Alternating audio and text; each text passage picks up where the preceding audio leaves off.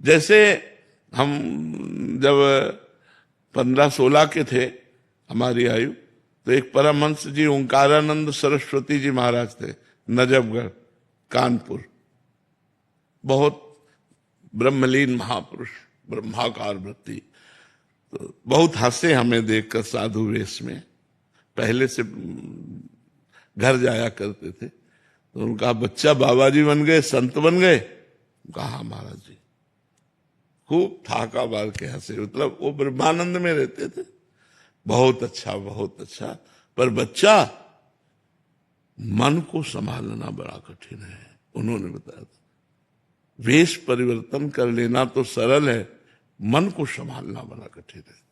जी माँ, बड़े बड़े महापुरुषों का संग हुआ तो उनके सामने बोला नहीं जाता, केवल चुपचाप सुना जाता है। जैसे पानी पिया, प्यास लगी हो ना, तो पौशाला में बातें नहीं की जाती, पानी पिया जाता है। तो ऐसे संत गुरुजन महापुरुषों के सामने चतुर वही है जो चुपचाप एकटक उनके चेहरे की तरफ देखते हुए उनकी बातों का पान कर रहा है।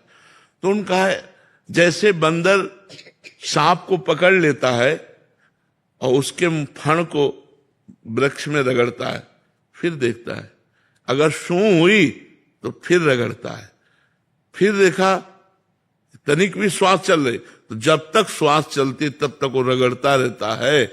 ऐसे ही तनिक भी विषय स्फुरण हो तो समझ लेना खतरा है, मन खतरे में पहुंचा देगा। हमें 2 बातें उपदेश की थी, एक ये और दूसरी कही थी, बेटा साधु का स्वभाव, बोले जैसे कुत्ते को रोटी डालो आ जाएगा, डंडा दिखाओ हट जाएगा, फिर रोटी डालो फिर आ जाएगा, उसको कोई मान अपमान से मतलब नहीं।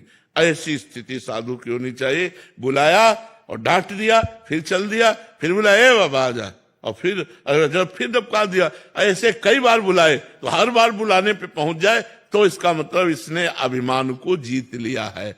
जिसने अभिमान को जीत लिया और जिसने मन को जीत लिया वही साधु। तो साधना एक बहुत आंतरिक विषय है, इसे हम बाहर से धीरे धीरे अंदर की तरफ यात्रा करें। असतो मां सदगमय, तमसो मां ज्योतिर्गमय, मृत्युर्मा अमृतम गमय, तभी हम उस रस को प्राप्त कर पाए। महाराज जी